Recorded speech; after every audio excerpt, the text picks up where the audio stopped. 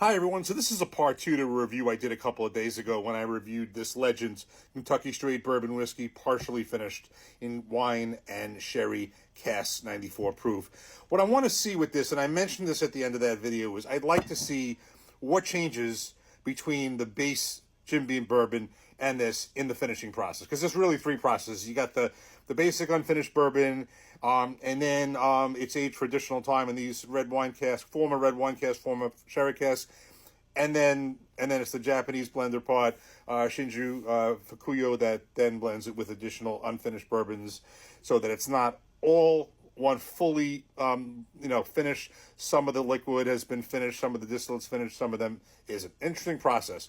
In any event, so there's really three choices for me. You got the white label, which is 4 years, which I don't have, and that's not something you're going to see around here very often. You got the black. This is before the 7 year. You figure it's somewhere in like 6.5 years or something like that, roughly 6.5 years. And then obviously you have the age-stated Jim Beam, 7 years. The deal is this. They said that this thing starts with fully mature Jim Beam bourbon in the range of around 5 years. So it's going to be more than the white label. I wouldn't even get that. It's definitely less than the 7. I think the closest thing would be the black label, which is around 6.5. It's not perfect.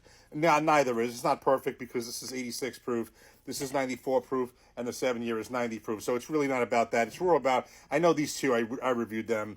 These two are very close. I thought the 7 year was just a drop better. I think they're both thin. I think for the purpose of this, I think it's fine. But I just really want to see more on what really changes between the base bourbon and this Legend partially finished bourbon. So this is the, I'm going to put right here the one we're comparing. It's the black aged, which has kind of been replaced by the 7 year.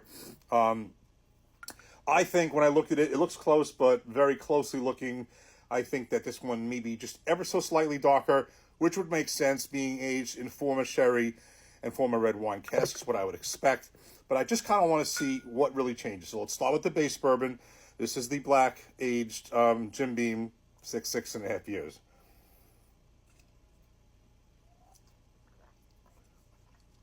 Okay, I always say this is better than the white label, but I still think this is thin.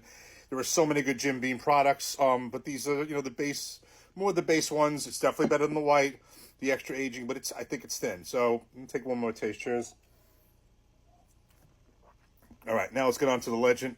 Cheers.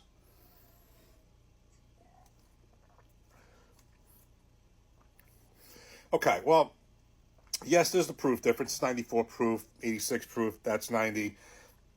But there definitely is. It's like you can still taste that underlying Jim Beam thin, type flavor, but there's that same flavor. But you do get the influence of the red wine and sherry cask. That's all I really wanted to see. This is not going to be a long review. It was really the point of that. Let me do the noses. You get that a little bit on the nose one more time.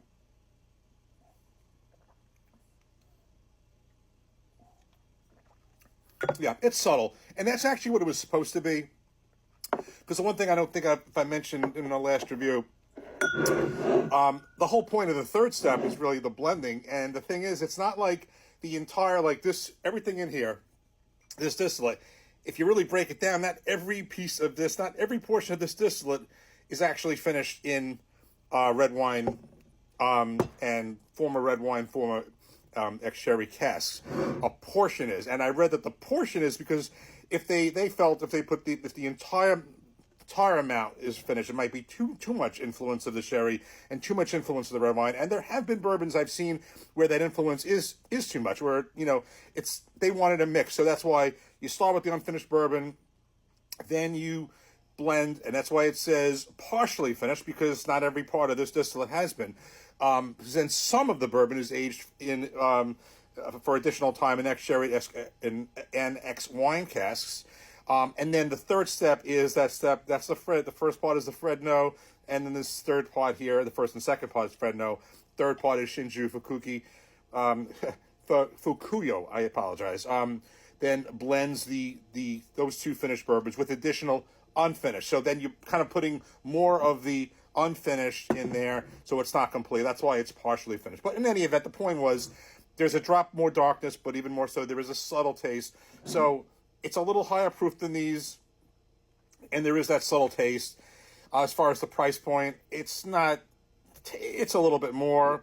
It's not insane. So that was really it. I think, and when this thing runs out, that'll be the end of that. I really don't think I'm going to buy this again. This was because it was the new thing. I wanted to try it. I did think it was just ever so slightly better, but I thought for the purposes of this, as far as age, I thought that was the closest, and I don't think that would make a difference with that one. I'd say this is better than. I think it's better than. I think I like it a little bit better, but I don't think this is it's the end all. But certainly the Jim Beam products above that, especially the Nom Creek line I like, and there's a whole bunch of good stuff when you get to Booker's and stuff. So all that stuff's good. Cheers. Take care. Thanks for watching.